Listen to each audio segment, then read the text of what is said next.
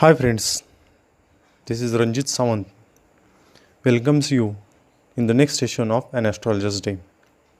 I hope you may have completed icebreaker activities which I discussed in the part first of An Astrologer's Day.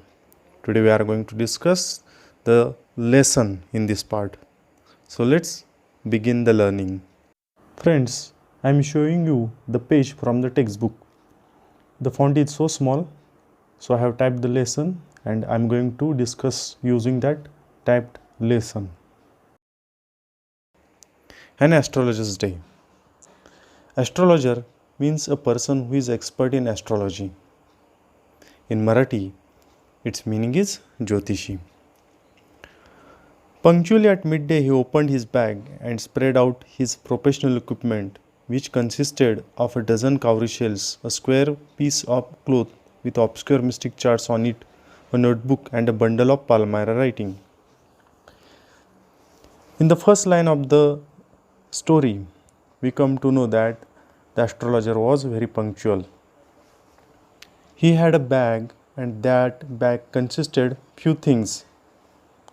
What were these few things? First thing was cowrie shells. You can see the picture of cowrie shells. Then he had a square piece of cloth with obscure mystic charts on it. Meaning of obscure and mystic displaying on the screen. You may have taken notebook. I request you to note down these words in your notebook. I have given parts of speech of these few words. If you note down these words, it will help you to increase your vocabulary, and obviously you will get benefit of it in writing skill. So he had a piece of cloth. On that there were charts. These charts were difficult to understand. A notebook and a bundle of Palmyra writing. The picture of Palmyra on the screen. Now I'll explain it in Marathi. वक्तशीरपणे या कथेतील ज्योतिषाने मध्यान्हीला त्यानं त्याची पिशवी उघडली आणि त्यानं काही व्यावसायिक साधनं बाहेर काढली. त्या व्यावसायिक साधनांमध्ये कावरी शेल्स होत्या, एक कापडाचा तुकडा होता आणि त्या कापडाच्या तुकड्यावरती समजायला अवघड असे गूढ तक्ते होते. एक वही होती आणि पाम वृक्षाच्या पानावरती लिहिलेलं लिखाण इत्यादी त्याच्याजवळ होतं. His forehead was resplendent with sacred ash and vermilion, and his eyes sparkled with a sharp abnormal gleam, which was really an outcome of a continuous searching look for customers, but which his simple clients took to be a prophetic light and felt comforted. In this line, we come to know about the makeup of this astrologer. He applied sacred ash and a bright red color on his forehead. His eyes were also sparkling.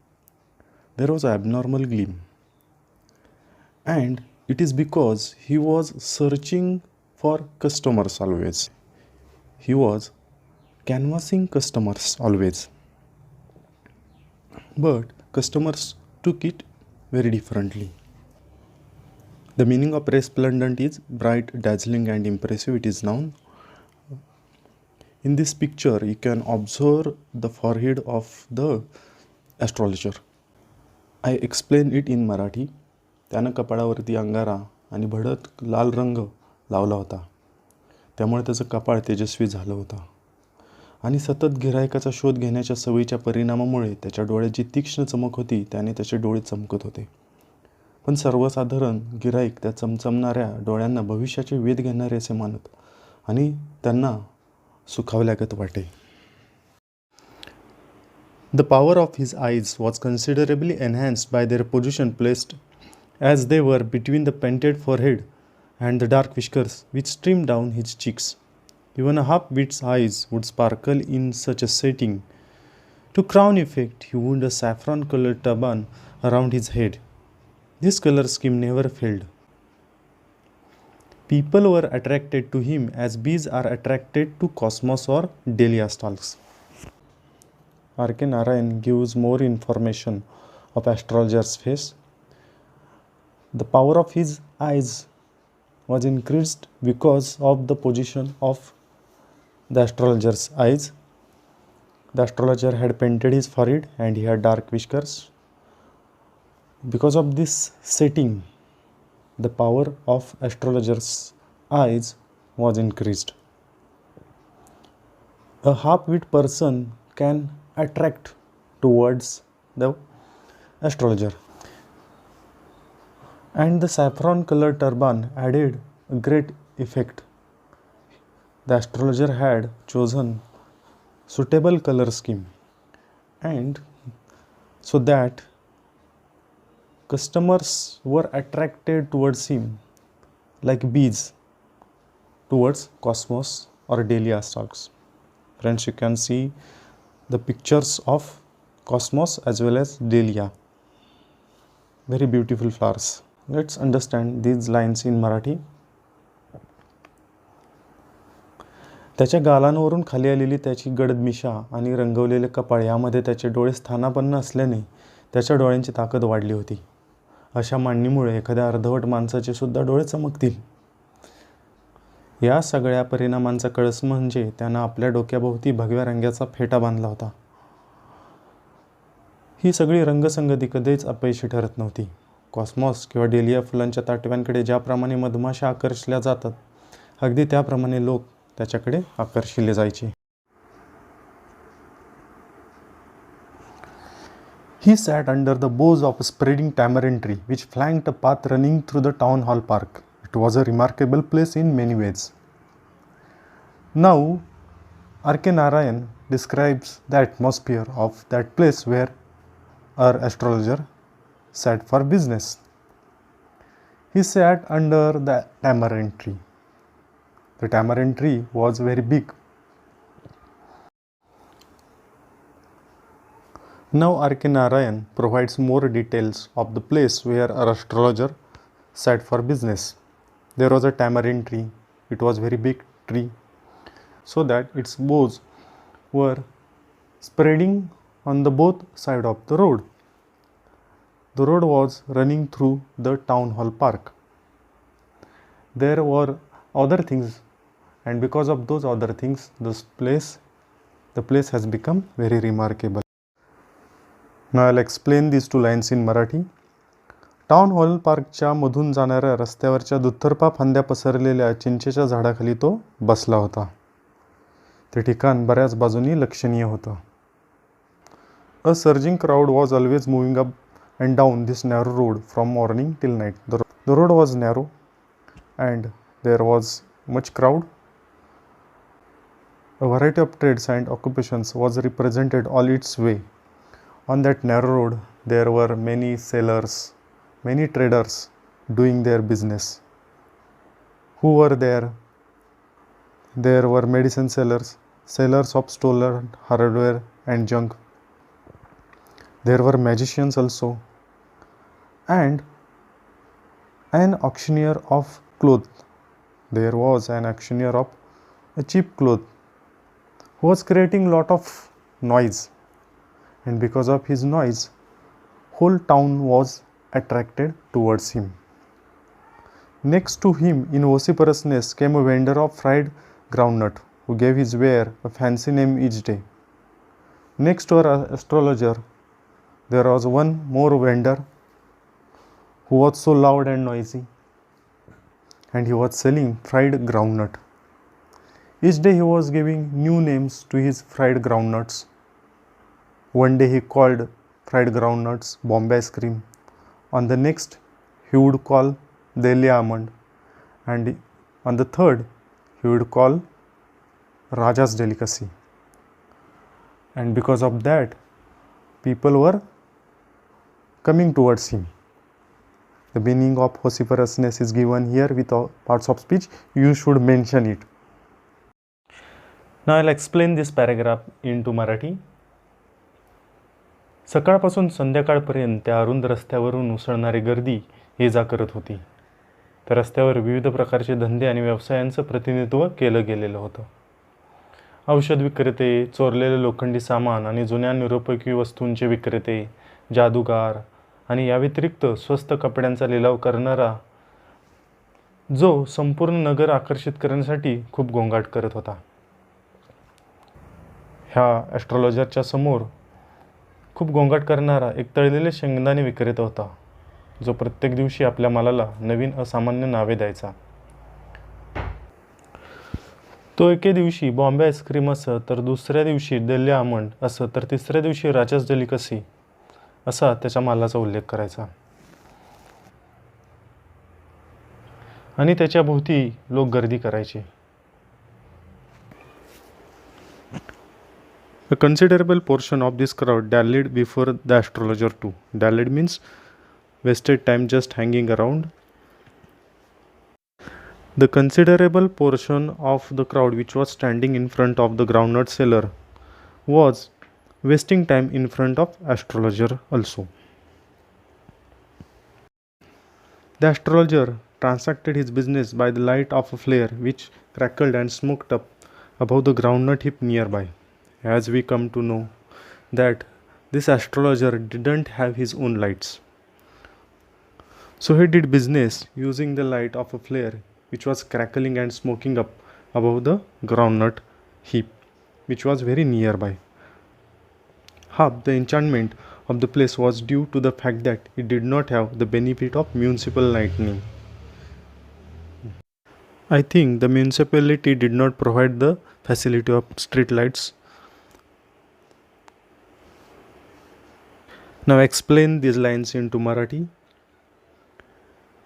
शेंगदाणे विक्रेत्याच्या समोर जी उभी असलेली गर्दी होती, त्या गर्दीतला बराचसाच भाग ज्योतिषा पुढे सुद्धा वेळ घालवत जवळच असणाऱ्या शेंगदाण्याच्या ढिगांवरून येणाऱ्या व तडतडणाऱ्या आणि दूर करणाऱ्या ज्वाळेच्या प्रकाशात हा ज्योतिषी त्याच्या व्यवहाराची देवाणघेवाण करत होता.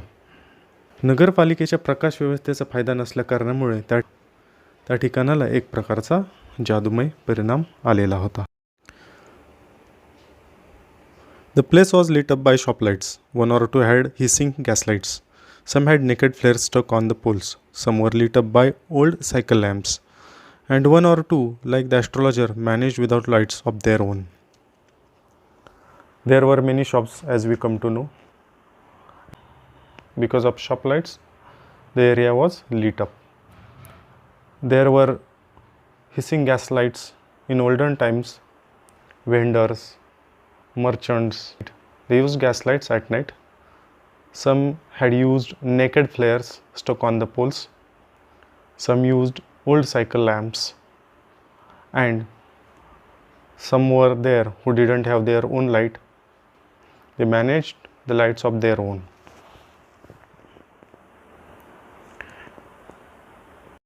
Now explain it in Marathi. दुकानातील प्रकाशामुळे ते ठिकाण उजाळून निघाले होते. एक किंवा दोन फुसफुसणाऱ्या बत्त्या, खांबावरती बांधलेल्या मशाली, जुन्या सायकलची देवे यांनी काही दुकाने उजळली होती. आणि एखादा दुसरा या ज्योतिषासारखा त्याच्या स्वतःच्या प्रकाश व्यवस्थेशिवाय ते आपले व्यवसाय चालवत होते. It was a bewildering crisscross of light rays and moving shadows. Bewildering means confusing and baffling. Lights were coming from different shops and from different angles. So there was crisscross of light rays. And it was confusing as well as baffling. This suited astrologer very well for the simple reason that he had not in the least intended to be an astrologer when he began life. When he was young, when he started his life, he did not decide that he was going to be an astrologer. He knew no more what was going to happen to others than he knew what was going to happen to himself next minute. See, this is irony. In the beginning of the lesson, in the introduction, we understood that R.K. Narayan has utilized irony in his story. So here it is an example. The astrologer did not know about himself what was going to happen in coming minutes. So how he was going to tell others about their future? He was as much a stranger to the stars as were his innocent customers. Both were unknown to the stars. Yet he said things which pleased and astonished everyone, whatever he told to his customers. After listening it, the customers become delighted. I think students, you may have come across such a incident, and you may have astonished after listening the sayings of astrologers. That was more a matter of study, practice, and shrewd guesswork. How was he doing it? The astrologer was doing it properly because of study. He studied it well, he practiced it, and he had shrewd guesswork. All the same, it was as much an honest man's labor as any other, and he deserved the wages he carried home at the end of the day. So, whatever he was doing, he was investing his energy and time. So, in return, he deserved the wages, and his work was equal to honest man's work. Please write down meanings of difficult words. I have numbered them. Now I'll explain it in Marathi. प्रकाश किरणांच्या गोंधळात टाकणाऱ्या उभ्या आडव्या छेदणाऱ्या रेषा आणि हलणाऱ्या सावल्या तिथे होत्या. हे सगळं ज्योतिषाला साजेसं होतं. त्याचं अत्यंत साधं कारण होतं. जेव्हा त्यानं आयुष्याला सुरुवात केली तेव्हा ज्योतिषी बनण्याचा त्याचा अजिबात इरादा नव्हता. पुढच्या मिनिटाला दुसऱ्याच्या बाबतीत काय घडणार आहे यापेक्षा त्याला त्याच्या बाबतीत काय घडणार आहे याची काहीच माहिती नव्हती. त्याच्या भोळ्या भाबड्या गिऱ्हाईकाप्रमाणेच तो ताऱ्यांशी अपरिचित होता. तरीसुद्धा ज्या गोष्टी तो सांगायचा त्या सगळ्यांना आनंदित आणि आश्चर्यचकित करायच्या. ज्या अभ्यास, सराव आणि चाणाक्ष तर्काच्या बाबतीत होत्या. काही असू द्यात, कोणत्याही प्रामाणिक माणसाच्या कष्टासारखेच हे होतं. आणि दिवसाच्या शेवटी तो त्याचा मोबदला घरी घेऊन जायला पात्र होता.